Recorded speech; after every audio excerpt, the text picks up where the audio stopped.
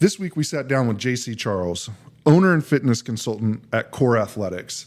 It was another amazing conversation this week. JC is going to take us through growing up in LA, having to be around gangs, and making a decision on which path he wanted to choose for himself. He makes the decision to go off to college. His brother follows him. And from there, he takes us on the journey of what he's done as a business owner, the challenges, the opportunities, and really how he likes to focus on people and help them make better decisions and life choices for themselves. Sit back, relax, and enjoy this episode. Welcome to Tell Us Your Story. Join us as we step into the arena with business owners, leaders, and influencers. Hear their stories as they navigate challenges, opportunities, and victories on their journey to success. As Theodore Roosevelt once said, it is not the critic who counts, but the man or woman who is actually in the arena. I grew up in South Central Los Angeles. I tell you, my running joke is that Boys in the Hood, the movie, that was my actual life. It wasn't just a movie for me.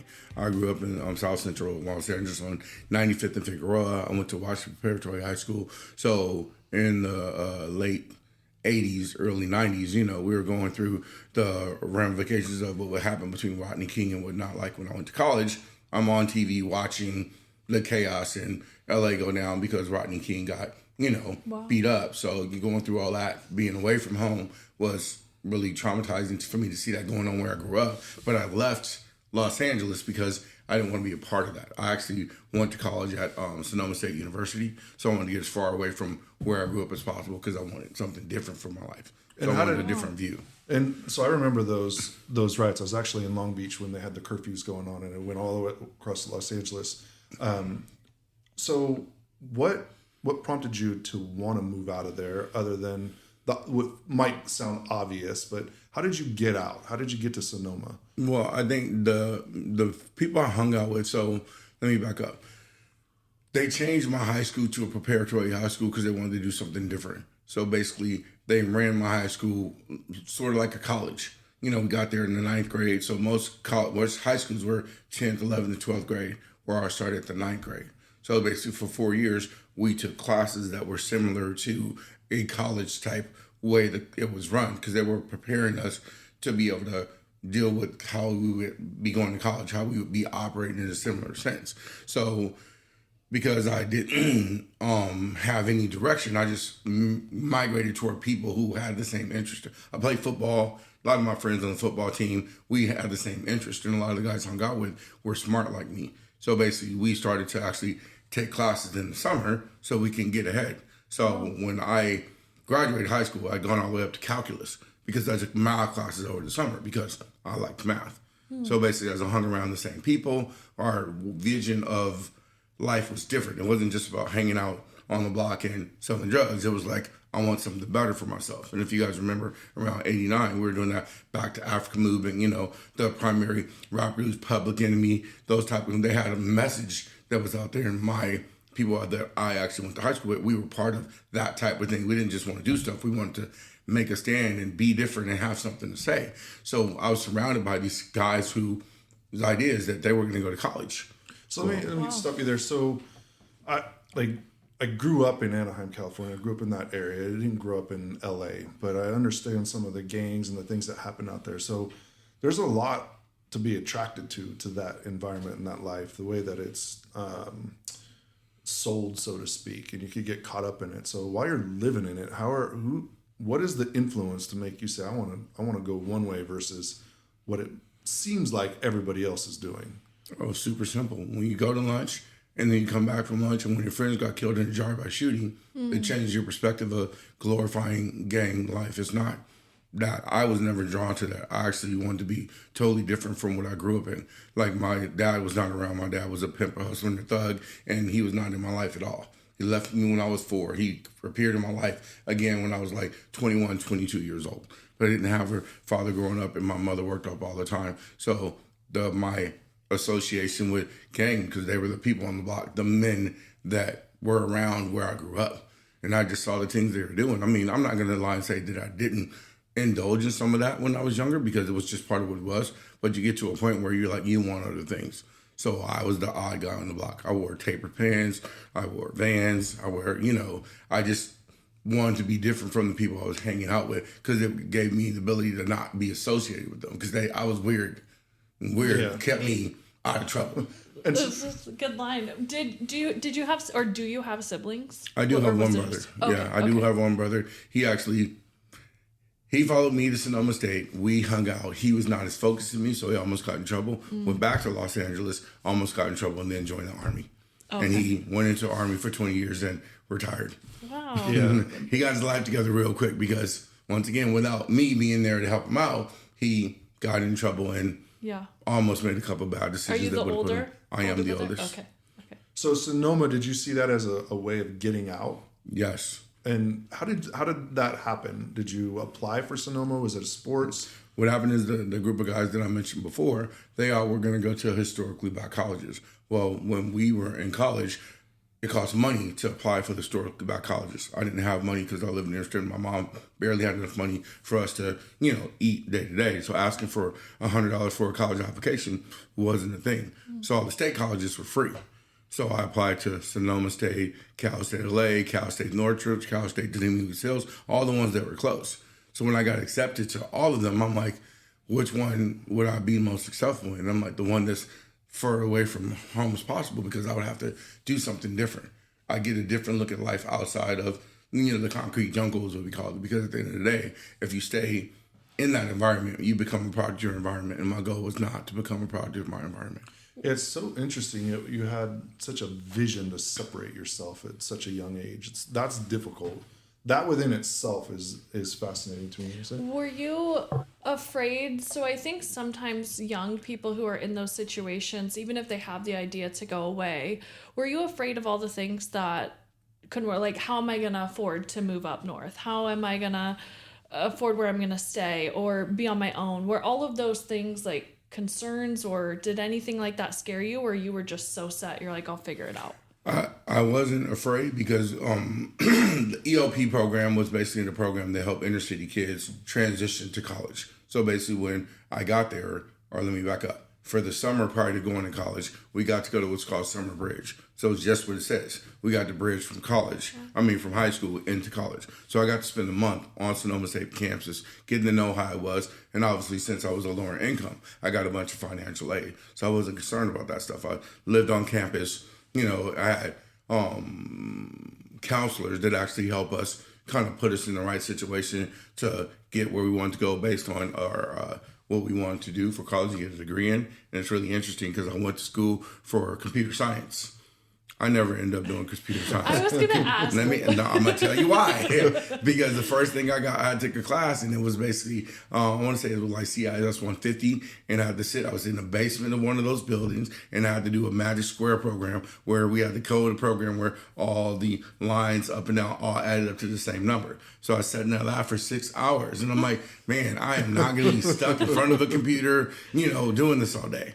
And guess what? Now one of my jobs today is sitting in front of the computer all day. Full circle. So what Exactly. was computer science. So what was the dream when you're applying for college, you're leaving the city, you're applying for college, you're trying to get out. What was the dream? Did you know what you wanted to do? What was the... I wanted to put myself in a position to be able to ride the wave of what was coming for the future. And remember, 1989, there were little square computers with floppy disks. She doesn't remember. My bad. I remember. So I've seen that. I wasn't there. I do know what you're talking about. But A floppy disk was the square thing. I saw it. Yeah, I didn't come along until about 3 years after that. But I had a TRS 180, which was actually, we had to plug it into our TV and then code it to make it do basic stuff. I'm just surprised you guys are sitting here. I'm kidding. No, I'm kidding. Exactly. I'm kidding. But I just knew that computers were a way for the future, and I wanted to kind of be a part of that. But even though you have certain direction you think you want to go, you just evolve and do what ends up being good. I'm a people person. So sitting in front of that computer for hours just didn't work out for me. I was always outgoing, didn't have an issue with talking to people. I was always basically a salesperson of some sort. It was just a matter of me finding what to sell. I didn't know what to sell at the time that I went to college. So take us through what working career, as you get into, so outside of college, are you working? To kind of take us through into your working So experience? obviously, when you come from the inner city and you go to college, you only have a limited budget of money to work with. They give you enough money to pay for school, and then after that, you only have a lot less. So anybody who went to school, we had to get a secondary job. So basically, while I was in Santa Rosa, is where, I should say, Roanoke Park is where Sonoma State is. And basically the bigger city north of that is Santa Rosa. So that's the area. And I kind of searched around and tried to find a job. And there wasn't really anything out there. But I ran upon a company called Communities and Opportunities for Retarded Individuals, where a lot of people who went to Sonoma State, went and got a part-time job. Mm-hmm. So this was working with developing disabled adults who lived in a residential facility. And then our goal was to make them feel as normal as possible. So there was like 6 people in the facility, and then we did regular stuff with them. They sat together and they ate breakfast, lunch, dinner. We did the laundry. We took them out to the community and did stuff like that. And that actually became a, secondary income for me. But then actually it kind of demotivated me a little bit to going to college, because I worked there for 2 years, and I went from an overnight person on the weekends to the manager house. And in 1989, 90, making $10 an hour is a lot of money. Mm-hmm. Okay, everybody that worked for me had college degrees from Sonoma State, and they were making $5.25 an hour. So I'm like, let me get this straight. I just worked really hard at this one job, and I'm making twice as much money as the people who spent 5 years in college. Wow. I'm like, So if I work really hard at some job, I should be okay, and I'll find a way to make money. So that kind of sets in my head for a while to kind of figure it out. I just kind of maneuvered. I worked that job for probably 5 years, and then actually another opportunity came along where this probably would be the part where I insert the father that I didn't know for 4 years. I had a friend, or become friends with the police department in the area, and I was having one of those days, and I stopped the police officer. I'm like, hey, I need you to do me a favor. My dad's name is exactly like mine. Can you see if you look at the information up for it? And he did. He looked it up and he found an address that was in San Jose. So one day I was just kind of curious, and I drove from Santa Rosa to San Jose to what this address was to try to find them, because I wanted to know. And then I went from there to, it ended up going to a P.O. box. It wasn't an actual home address. So I just felt like defeated that I found the P.O. box, but the people at the P.O. box knew my dad's wife. So when they see me come, they called her and said, hey, there's this guy looking for your dad, his dad. You want to talk to him. So they gave him my phone number. She called me. We chit-chatted and talked. She invited me over to her house. We had a long conversation. My dad was nowhere around because he was out working. And then basically he finally comes in. We had a long conversation, and we started to develop a relationship. But she was a nurse, and he was a nurse. He was an in-home nurse, or CNA. So basically at that point, I was like, they said, you should maybe join the nursing. It's a good career, this, that, and the other. I always wanted to help people. So basically, I went from developing disabled adults to becoming a certified nurse's aide, trying to help people. She became the nurse manager at Santa Rosa Memorial Hospital. So instead of working at a convalescent home where I started, I got to work in the actual hospital and deal with regular people. Because you've been to a certified nurse, or I should say, a skilled nurse facility, you know how it is. They just, people go there and they're taken care of, but it's not the best place to be. So you would never make a career out of working at a certified nursing facility. It's not very pleasant. So that was never a dream to be a nurse. No, that's came through meeting your dad. It came as a direction that, from I don't know what I want to do, and helping the development disabled adults to helping, older people, to helping other people. When I got the job working in the hospital, that's kind of where things started to open up a little bit for me, because I worked as a nurse's aide on the med-surg floor of the hospital. So I had to deal with everyday people, all different ages. On this floor, there's 28 beds. And basically, people would come in for short-term surgeries. They'd have some surgery, and then they leave. And they'd be there for anywhere from 30 to 40 days. Well, there was one young lady who was about 40 years old who came in because she broke her hip when she fell in her backyard. And I'm like, I went through the process. She went to surgery. I helped her, take care of her from after surgery, ambulating, sitting on the side of the bed, up and down the hallway. This process is like 3 weeks. So at the end of 3 weeks, I developed a relationship with the patient because I see him every day. Mm-hmm. And then I would wheel them out, and then they would leave. Well, this particular lady, she came back about a week or so later because she had complications with her surgery, and she passed away. Mm-hmm. So I'm like, wow, we did all that, and this 40-year-old lady died after having hip surgery when she fell in her backyard. And this happened multiple times, not with this one, but it struck me that I want to be able to do something like about this. And at the time I was working in 24-hour fitness, and after that happened, I just kept begging the fitness manager to give me a job because I really wanted to help. So connect the dots for us. Yep. So you see someone pass away, you're talking about 24-hour fitness. You mean in the health, you want to help prevent it. I want to be in the preventative side of it as opposed to because once again, the example that I gave you happened multiple times where people had complications from having a surgery. And in my mind, I could wrap my head around a 40-year-old person having complications from a surgery who passed away after falling and breaking their hip in their backyard. I couldn't. So how did you connect the dots between the preventative of working at a gym and the health piece of it? Was it something? Did you always work out? Were you always in the gym? Yeah, I've been working out since I graduated high school. It was just a passion. I mean, I needed a way to, after football, place my energy. So working out was something I was passionate about. So just exercising in general made me feel better. And then, but did you translate that to seeing that 40-year-old, like if she just would have went to the gym, if we would have had time, we could have kept her more healthy, this may not have happened? How did you connect those dots of fitness? And I had an idea that during the time that I became a trainer back in 1992-ish, that the way society was, that health wasn't important.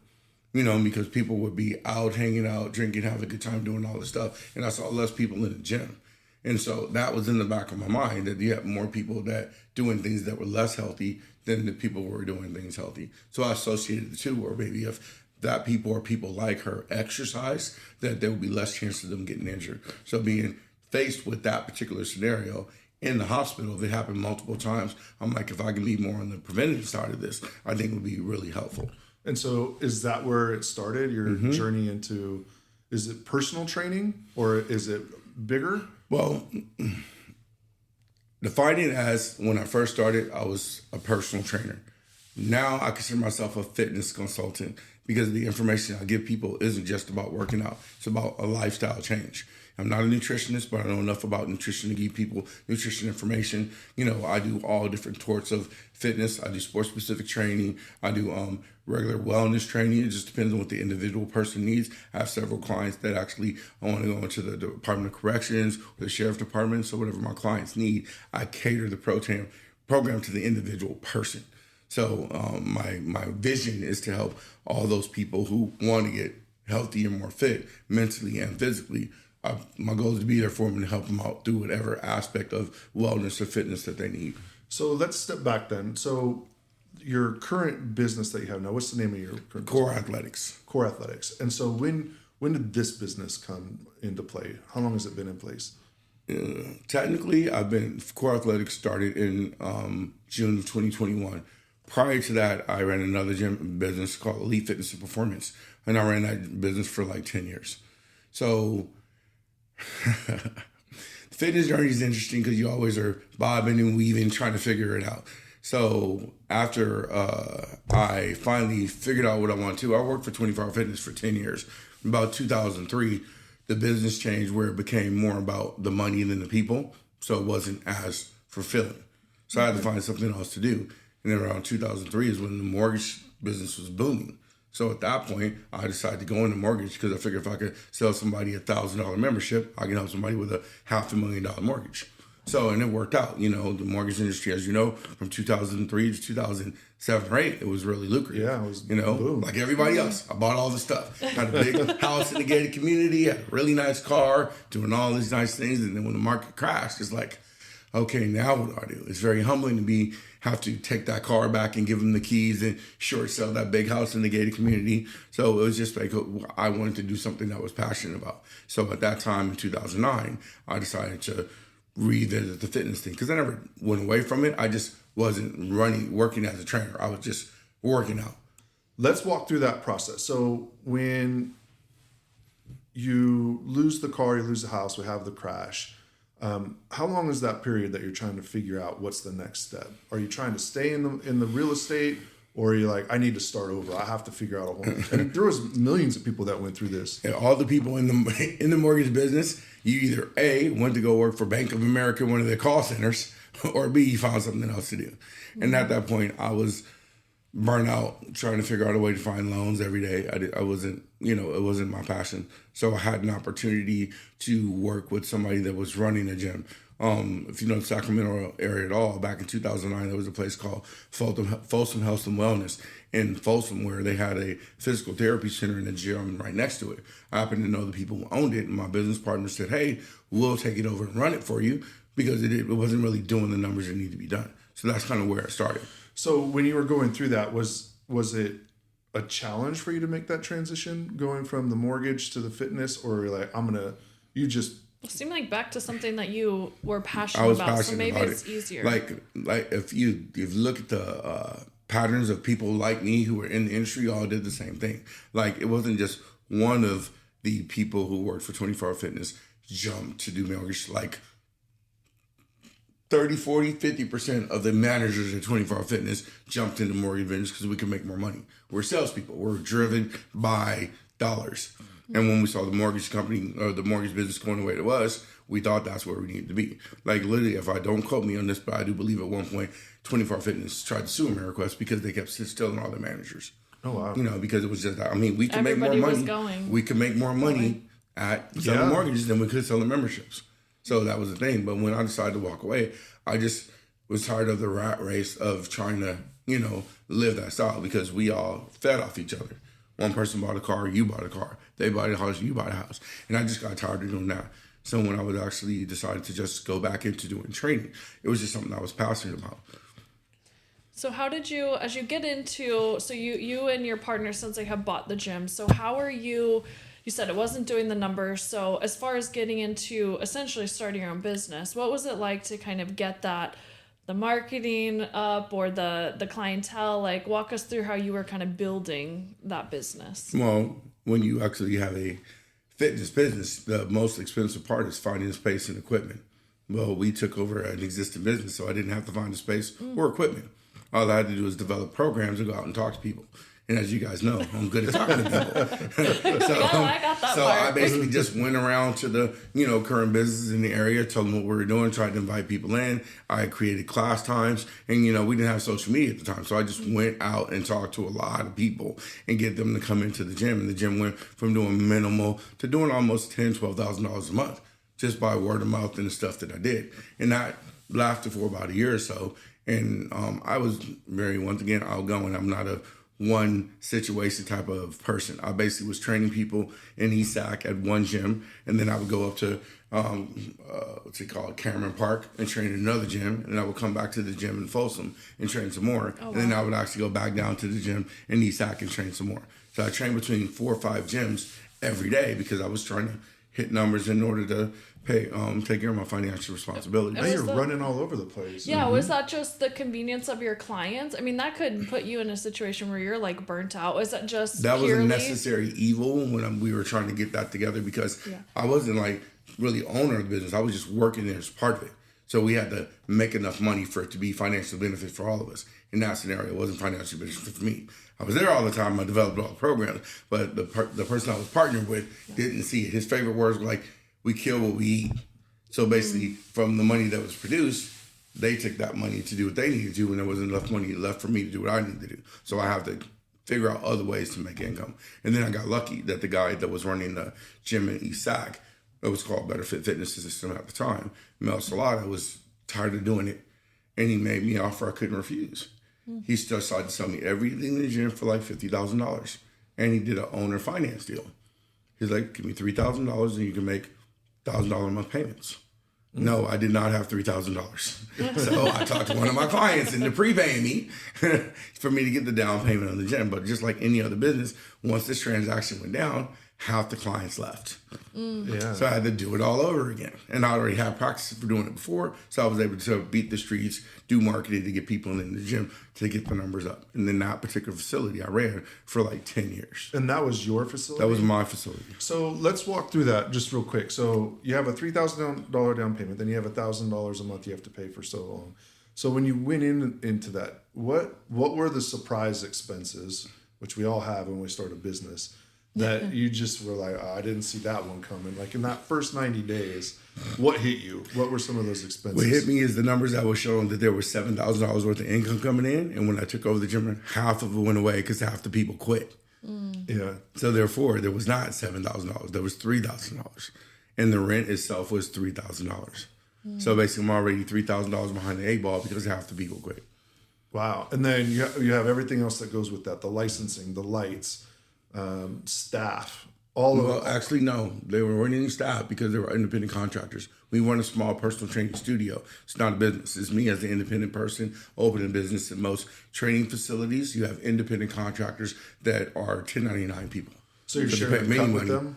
No, basically what they do, they pay me rents. Oh, got it. Like, like a hair salon. Yeah. They pay for a chair. The space, and the equipment, exactly. yeah. So basically, they pay me a fee to rent space, and then any money that's I give them, they get 1099 on it. And then as you're going through that, you're having to get, I would imagine, insurance on the facility, insurance in case, I had $2 million worth of insurance for myself, just in case anybody got hurt, and that was that basically covers everything. And were you aware of all of that when you went into it, or were you just like sprinting? You're like, you saw an opportunity. I saw an opportunity, and then I maneuvered through it the best I can because I was working between all the gyms. I was making $6,000-$7,000 a month. So do the math. I bought a gym that was making $7,000. I had my $13,000, $5,000 to pay all the bills. I make a profit of $7,000. That's not what happened. The numbers never add up the way they do when you take over a business. Yeah. And so, good advice stuff. What about health insurance? So what were you doing there? Were you buying it on your own, or did you have it through one of those gyms? Actually, I was lucky at the time I was married, and my wife actually had health insurance, so our health insurance was through her. Got it. Yes, that's something that we deal with a lot. Is with independent contractors, is they're like, I didn't know that this expense was going to be X, and we're like, okay, well, we can help you out and walk you through that. So going from that gym to where you're at now, tell us a little bit about that transition. How did you get to opening up the business you have today? Well, that particular business was ran till about 2019-ish, because if you know the fitness industry from 2009 to 2019, it went from 2 gyms in the area to 15 gyms in the area. In East Sac alone, there was only 2 gyms when I started that particular gym in 2009, and by the time I shut the gym down, there was like 15 to 20 gyms in the same area. So I would, at one point, I was probably making $30,000 in 2010, 2011, and by the time 2019, when I was barely making $7,000 or $8,000. There were so many Just gyms. saturated. Well, yeah, you had the same people had so many different options, so I wasn't the only game in town. So we had a lot of people that, when the pandemic struck, they weren't going to leave the house and go work out, especially come to a gym. And so, how did the pandemic impact you? Oh, it impacted us mostly greatly because people wouldn't come to the gym. You had a handful of people that didn't care, but the majority of people were not coming to the gym because the narrative is that you shouldn't go into places that had germs and this, that, and the other. So most people didn't want to come work out. And I just couldn't produce enough income to cover the bills. Yeah, and the big gyms they just closed their doors. The big gyms had to follow protocol that was put out based on, the governor. Well, when I shut that gym down, I actually had transitioned to a gym over in Land Park called Fitness Systems, and the owner of that gym was on his own thing. He's like, I'm a private gym. I'm going to do what I want to do. I don't care what the governor says. So he put plastic bags over all the windows and put signs saying we're a private gym. So when I moved over there, I paid my rent and still trained all the clients that came with me. So I personally wasn't affected by the pandemic because the handful of clients that actually still wanted to train with me just trained over there. Got it. And so how many clients have followed you over the years? If you had to ballpark it, is it? I'd say a minimum of like 10 to 15 have stayed consistent. My longest running client, her name is Lisa. She's been with me for 15 years. Oh, wow. That's incredible. A lot. I know in that industry, a lot of people, they'll start for 2-3 months and then they get out. And so 15 years is a really long time. Mm-hmm. And with the same person, I think the relationship that you're building, you have a very... I think fitness is a very one-to-one. That relationship can be pretty, and all the emotions and things I think that go along with. Sometimes you're probably pushing them when they don't want to be. That whole dynamic of you and your clients, I think, could be closer than most. I don't know, somebody working at a call center or something. Well, yeah, exactly. It's like you develop. It's a one-on-one relationship, and I probably learn more about my clients than the average person will learn because I'm an easygoing person. I could be sitting in line waiting for something, and a random person will start talking to me and tell me their whole life story. That's just who I am. So imagine the people that I actually spend lots of time with. I get to learn about their family, their careers, all of it. We talk about it all the time. Most people, when they go, and I guess the aspect that's more recently become important is mental health. You know what I mean? So if you have a lot of things going on mentally, part of it was just to go to the gym and work out by yourself just to get released. Well, now you have going to the gym, plus you have someone to talk to and get the release. So you get to work out to release it, and you have somebody you feel comfortable saying things to that you usually can't talk. I mean, a lot of people don't talk to their significant others.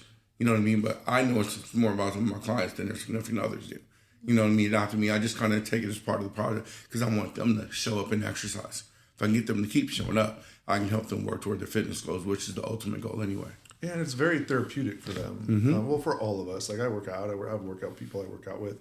And those workouts are so much more therapeutic and fulfilling when you're talking and you walk out, you're like, man, that was really, really good. So what's some of the biggest opportunities in your industry or in your business? I feel that I get to make a genuine difference. That's the really opportunity from the bigger pictures. Like, I owned a gym, I made lots of money, but at the same time, all that went away. And I still get to help people. So I don't approach my fitness business with the I'm here to make millions of dollars mindset. It's like I said in our meeting we had. Actually have been using the phrase, and my purpose is to help people become a better version of themselves while dealing with past and current trauma, as well as figure out what their boundaries are and maintain that peace. That's the way I describe it, because that's what I do every day. That to me means more than a dollar amount. And if I can just organically help people become better versions of themselves and get to a better place, I figure the money will come, Yeah, I agree. We've always talked about it. Like if you just go with the genuine, I'm going to help somebody be better, the money, everything else will take care of itself. Sometimes it takes a really long time. Yes, it does take a long time. This business has been here almost 4 years, and I'm hoping that sooner or later. But going about it the right way, there is something about it just feels better to do it. So who's your ideal client? My ideal avatar, which I've been learning,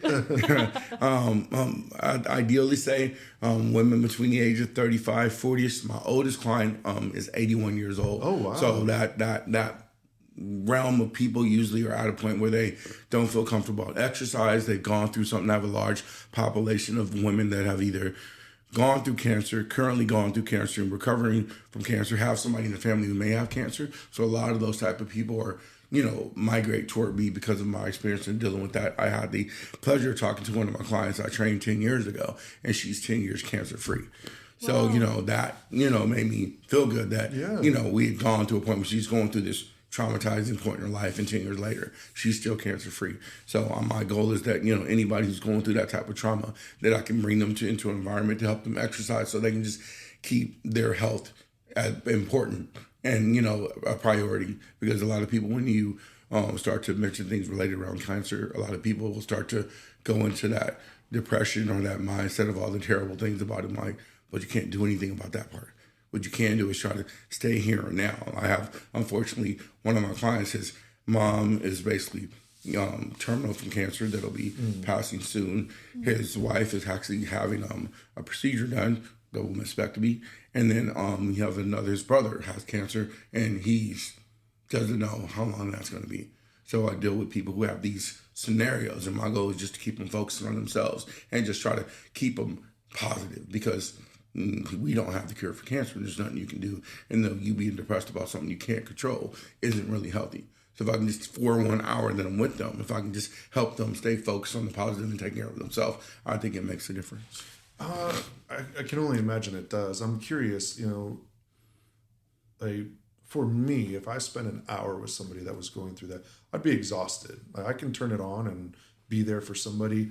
You're doing that all day long. Where does your energy source come from? Or where are you finding this passion to be? That's a lot. That's a lot. You said it's I'm passionate about helping people. And I think actually I had a really interesting conversation with my 27-year-old child today. Her birthday is in 2 days. And she was telling me about her journey. She's a yoga instructor. And basically she is 27, trying to find her space to do her thing and create her own space about, she's part of the LGBT community. So in the queer space, African-American female, where she can actually really identify with her African-American heritage and really help people. And hearing her saying, somebody asked her, she was on the panel and she said, where did your journey for wellness begin? She said, it began with my father. I was at the gym with him, working out and helping these people and doing all these things. And I saw the impact he had on people's lives and helping them. So it motivated me. And hearing her say that is my motivating force. When I talk to people, I haven't talked to her in 10 years. She's like, thank you so much. You helped me make it through this. I don't go in with the intention of trying to get something out of it. I just generally want to help everybody. And basically those stories, when they come back around, like my 27-year-old daughter saying the thing that motivated her fitness was her dad, way back when. I mean, it's super interesting to me. Well, you gotta be proud. I'm proud but I don't think about it in the moment. I'm not trying to say, let me teach her this so she becomes something. I generally want everybody to get to a good place and they feel good. Well, congratulations. Like my daughter's 31, so when she says things to me like that, I know how much it means. So I know it means a lot. It does. Can I ask you, so as far as what your clients can expect, so you've talked a little bit about helping people and everyone has their own situation, but as far as your coaching and consulting style, like if I was coming to you, what can if a listener wants to come check you out, like what can they expect from you? I come in hot and I'm gonna make you do a bunch of stuff you don't want to do. No, I'm just kidding. I was like, wow, that took a turn. Exactly. No, I'm just kidding. No, normally it's like we like any other professional. I sit down and figure out where they've been. Because if you don't know where you've been, you don't know where you're going. So I figure out what they've done up until this point, and I figure out based on what they told me how I can help them out. Somebody says I work out all the time, I just need a little extra push. That person I can push a little bit harder. Somebody's like, I've never worked out before, I'm scared, then I can't push them as hard. You know what I mean? Mm-hmm. I literally have a client that's coming who's basically is a cancer survivor. We started training in my garage twice a week. She's been with me for 3 years and she's lost 70 pounds. Oh, wow. Because the key is to get them to show up. Mm-hmm. If I get somebody to show up, I can make miracles happen. But I got to get them to show up. So I have to cater my expertise toward the individual person when they show up and see what I can do to help them. I got to start where they are. So what do they get? I start where they are, and then they can kind of maneuver at a pace that works for them. So if I can get them to show up and make baby steps over time, it's a cliche, trust the process. I know if somebody works out consistently, they're going to see results. But my superpowers are empathy and accountability. Most people don't want to be held accountable, so whatever they tell me, I just remind them of what they told me. But I'm also understanding of the situations they have going on and what their challenges may be. So I accept the challenges, but I also say, okay, now we know that's a challenge. What are we going to do differently? Because that can't keep being the same challenges if you really want to meet X goal that you said you wanted to meet from day one. So we need to change your goal. Let's change your goal. Yep. So I'm always pivoting and maneuvering in a way that keeps them motivated to move forward. I have several key phrases that are like it sucks to do it the right way.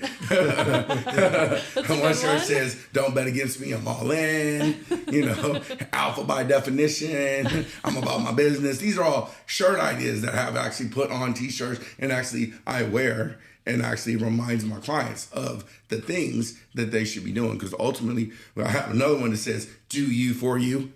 Yeah. Ultimately, if they're not in it for themselves, it's like, I can't want it more than they do. So if I can get them to focus on themselves being healthy and happy and wanting to live a better, healthier life, it's easy for me to keep them motivated. That's good. I absolutely love it. Let's talk about the business for a little bit. So we've talked about the people in the business and the why. How hard is this business? If you had to describe the difficulty of being in your industry and what you do. So let's describe it in 2 different ways. If you were a bank and you gave me $500,000 to run my business, the business would be a lot easier. How I run my business is sweat equity. I have an idea, I go to a space, and then I have to figure out ways to get people in front of me. But if I get somebody in front of me, I can get them involved. And no matter of how you get people in front of you is always the trying to figure it out. You named it. I've tried posting on social media, but in my opinion, being an older gentleman, I'm not taking my shirt off and flexing on Instagram to get people to come see me. That's not my business model. My clients are baby boomers. They're people who have money and it's part of their lifestyle and they can afford to pay me to come see me. So I have to figure out a way to get in front of them. And a lot of it is networking events, referrals, that type of thing. Just talking to people randomly everywhere I go. I usually organically get clients that way, which doesn't make the business grow as fast, but it is consistent because I meet people who genuinely need my help. So I don't have a surefire way to make business run for somebody trying, except have the bank give you $500,000. It's much easier. I would not suggest people use my business model because it's a lot harder. But I'm built for this because I'm really passionate about helping people, and it may take a little bit longer, but I don't ever wake up in the morning and be like, oh my God, I don't want to do this. I wake up in the morning and be like, gosh, I'm tired. Here we go again. Yeah. But I'm never like, I don't want to do this because I feel like I make such a big difference in the people I help that over time, sooner or later, good guys have to win. Is it the fitness industry in general? Is it an industry you would recommend for people to go in, or is there a certain type of people that you would say, this probably isn't for you? If you're a selfish person looking to make money, don't go into the fitness business because it's not panning out that way. If you want to work with people, you can go get a job at a gym, but the gym will get the majority of the money you want. And what I mean is super simple. If they charge $50 for a training session, they have to cover the lights, the bills, all the things for you to train somebody. So you're not getting $50. You're going to get $15 if you're lucky because they have to pay for the facility that you train people in. And is that tough? Like, is that, or are you just, when I say tough, is it tough to accept? It's tough for my generation of people to accept because we have different expectations. The younger generation, they're okay with making $15, $20 an hour doing something they're interested in because the majority of them think that I can just go on to social media and I can become a millionaire. So their work ethic isn't the same. So if I get a job being a trainer, I don't think they view training the same way I do. Because it's more of a relationship to get somebody to work toward being a better version of themselves when the younger trainers are like, hey, let me take this person to a workout.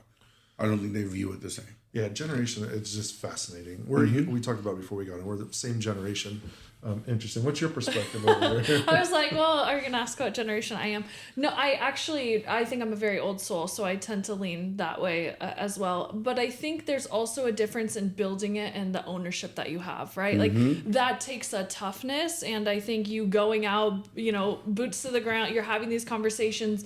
One, that makes you, not just for your business, but I think that makes you better in other aspects of your life versus someone, which is fine, to each their own, but they want somebody to pay for the building and the lights and all that stuff, and I want to come do my thing and then I'm out. So I think it's just not for everybody, and that's true in a lot of different industries, but I think we're going through a lot of it in our business as well. Like, it's tough to go out and network and, you're having these conversations and it's a long game. You're right. It's not, or not getting 1 million followers overnight on social media, so you have to really stick with it. So I think that, yes, there's generational differences, but also just a difference in mindset and what you want. And, it's tough.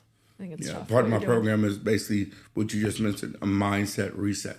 I have to reprogram people to figure out why they're actually exercising. Some people are still vain and want to work out to look good, but I have to have people realize they should be working out to better themselves and to get in better shape and to live longer. When you start helping people put that in perspective, it changes their way of thinking. They're more conscious of what they're eating and how they're fueling their body, because at the end of the day, it's like, I'm tired. Well, I'm like, what'd you eat? Well, I didn't eat. Well, okay. Do you drive a car without gas? Well, no. I'm confused. Why do you think you show up and work out and you haven't eaten?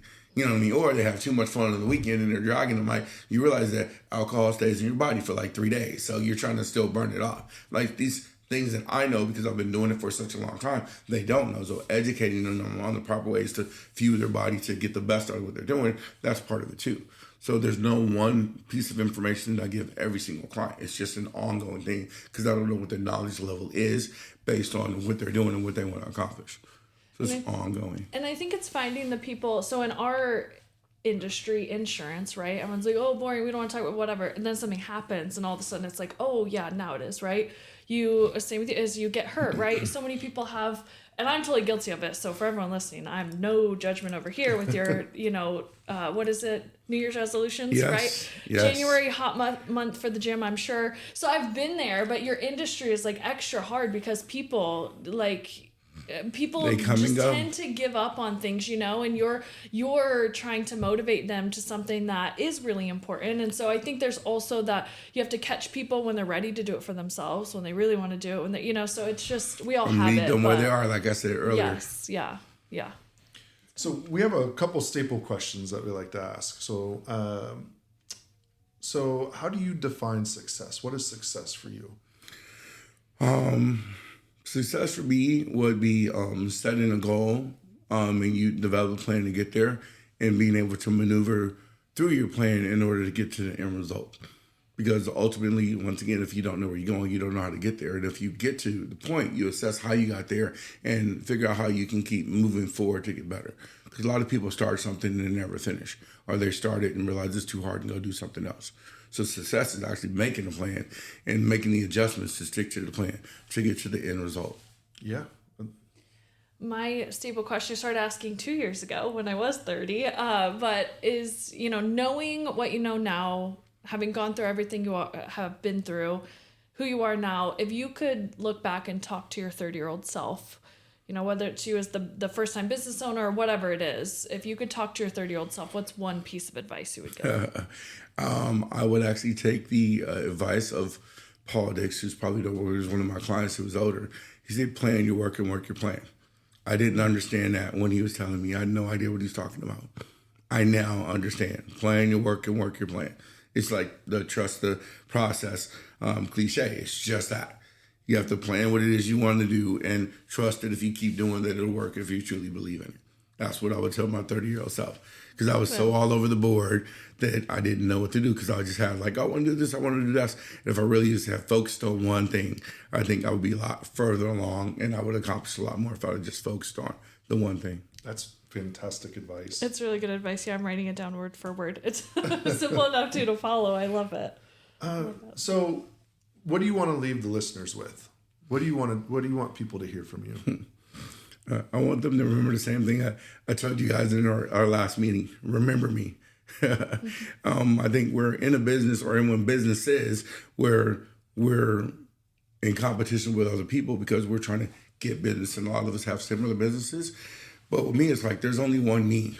And based on my passion, I want to make sure that I leave an impact on people, and I want them to remember me.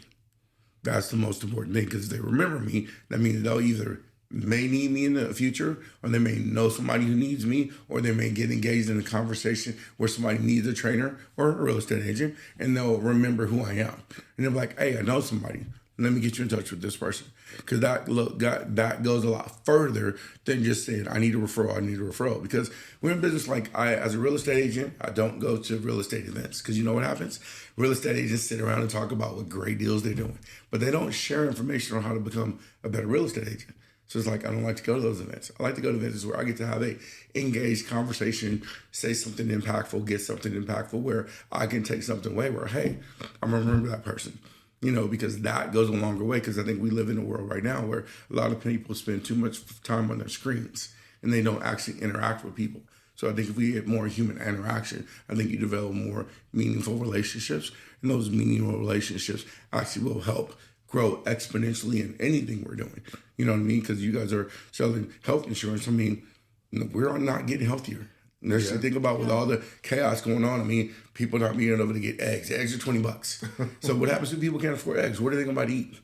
They're going to start buying less expensive food because it's what they can afford. And if I start buying less expensive food, that means more processed food. If I start eating processed food and I can't go to the gym and work out and I'm working too much in stress, there's so many things that will come from this situation. You know what I mean? Yeah. So in the bigger picture, it's like, I just want people to care a little bit more. And if I can get people to contact me, I get to give my speech about taking care of yourself, which will hopefully make them remember me.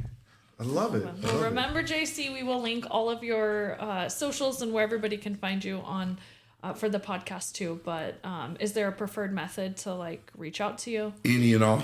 Okay. You'll take it as long as they reach out. As long as they reach out.